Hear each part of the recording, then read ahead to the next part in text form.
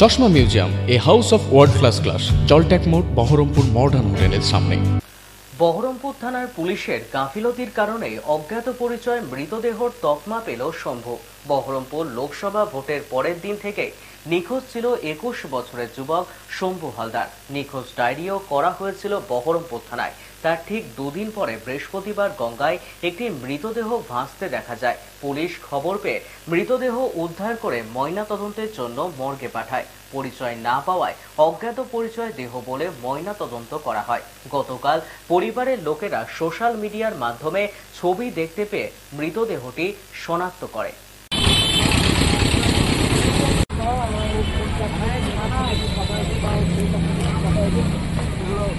ঘটনা বলতে সেদিনকে মঙ্গলবার দিনকে রাত্রে আমি একটা নরনারায়ণ সেবা ছিল, ওখানে আমি পরিবেশন করছিলাম।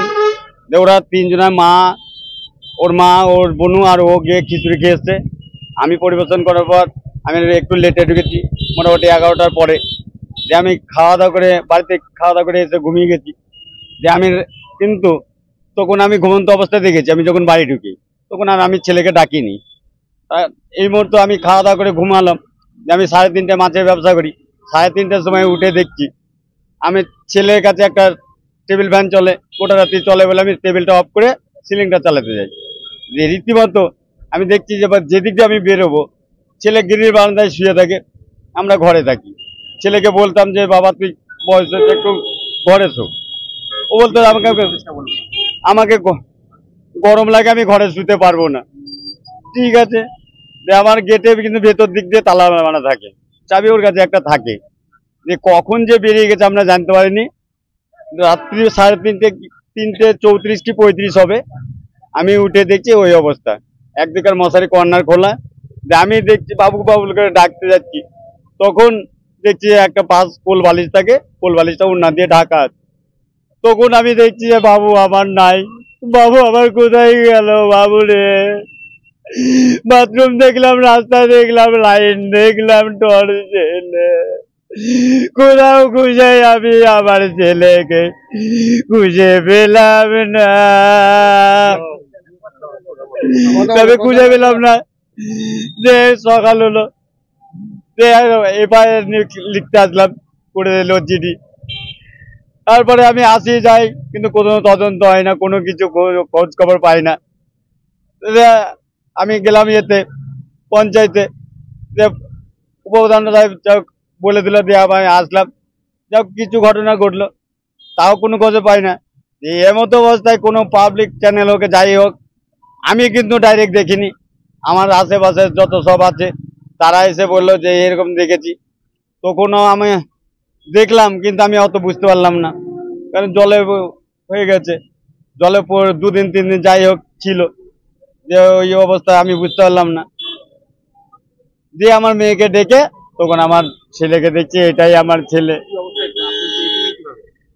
আমি যেটা দেখলাম আমি মোবাইলে দেখেছি ছবিটা, আদার্স এমনি এখনো বডি পাইনি। আমি পুলিশের সঙ্গে আমার সেরকম কথা বলতে পারিনি। আমি এখন বলে আসলাম যে আমার ছেলের আমি দেখতে পাচ্ছি, আমার শত্রু দেখতে পাইনি। আমি চিনি না, যখন অভিযোগ আমি কাকে করতে যাব। শুধু এইটাই বলতে চাই আমি মহামান্য থানা ইনচার্জ মশাইকে, যে যে রাস্তা দিয়ে গিয়েছে আর আমার ছেলের ফোনটা যেন ট্র্যাক করা হয়, আর যে রাস্তা দিয়ে গিয়েছে সেই রাস্তাগুলো একটু সিসি ক্যামেরা দেখো। আমি সন্দেহ বলতে এমনি সন্দেহ আমি কাউকে করতে চাইছি না, কিংবা আমি জানি না তো, আমি বেকার, আমি কাকে সন্দেহ করবো?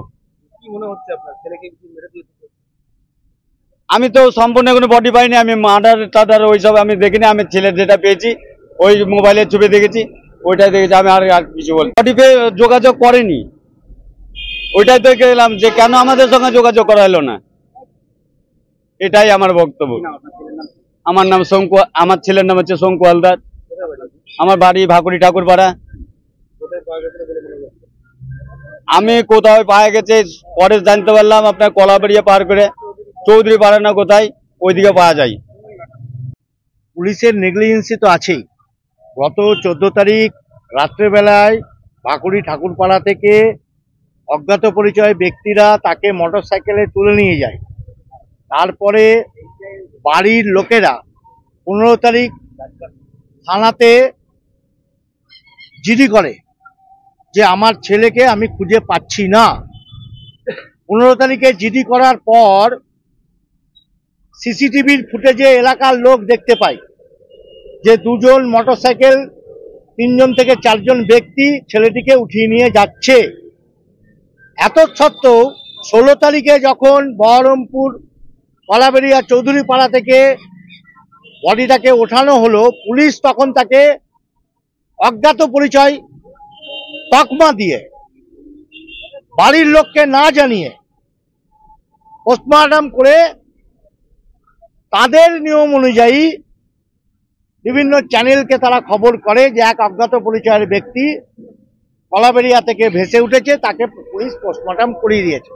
এই খবর শোনার পর বাড়ির লোক তদন্ত করতে গিয়ে দেখে যে হ্যাঁ, শঙ্কু হালদারের অজ্ঞাত পরিচয় যে ব্যক্তির নাম দেওয়া হচ্ছে সেই ব্যক্তি হচ্ছে শঙ্কু হালদার। তা আমাদের কথা সেটা নয়, আমাদের কথা হচ্ছে আমরা 15 তারিখে পুলিশকে জানিয়েছি, তাহলে এটা অজ্ঞাত পরিচয় হলো কি করে? 15 তারিখে জানানোর পর 16 তারিখে যখন বডিটা উঠলো, সেই বডির খবর বাড়ির লোক জিডি সত্ত্বেও, তার সমস্ত বায়োডাটা দেওয়া সত্ত্বেও, ফোন নাম্বার দেওয়া সত্ত্বেও বাড়ির লোককে জানানো কেন হলো না? না জানিয়ে কেন পোস্টমর্টম করা হলো? এটা হচ্ছে আমাদের প্রধান অভিযোগ পুলিশের বিরুদ্ধে। দ্বিতীয় কথা, আমরা আজকে থানাতে এসেছিলাম, ডিএসপি ডিএনপির সাথে আমরা এটা বলে গেলাম যে এরকম ধরনের ঘটনা যেন আর না হয়, এবং পুলিশ সেটা মেনে নিয়েছে যে এটা ওনাদের ভুল হয়েছে।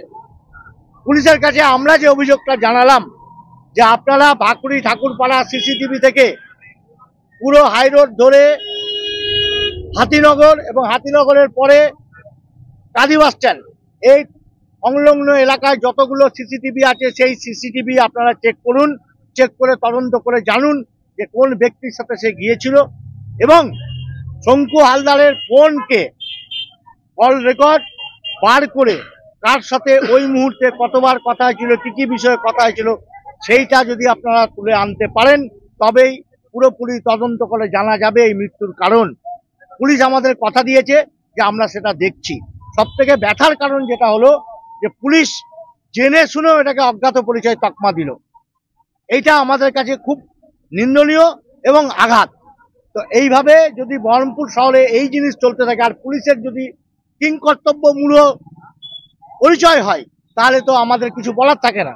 আমরা এই অভিযোগটাই থানাতে আজকে জানাতে এসেছি। অবশ্যই এই যে 5টা দিন সেই পরিবারের যে কি কষ্ট, এবং গোটা এলাকার লোক আজকে দেখতে পাচ্ছেন এই থানাতে গোটা এলাকার লোক উঠে এসেছে। এই লোকেরা এই 4 দিন ধরে হসপিটাল থেকে, থানা থেকে, রেল লাইন থেকে বিভিন্ন জায়গায় তারা খুঁজে বেরিয়েছে, দৌড়ে বেরিয়েছে, দিনে রাতে তারা এক করে খুঁজে বেরিয়েছে সেদিকে কোথায় পাওয়া যায়। সামান্য একজন মাছ বিক্রেতা, গরিব সংসার, সেই চালিয়ে তার ছেলেকে পড়াশোনা শিখিয়েছিল, ছেলেটি মিসিং হয়ে যাওয়ার পরও পুলিশের কোনো রকম কর্তব্য আমরা দেখতে পেলাম না।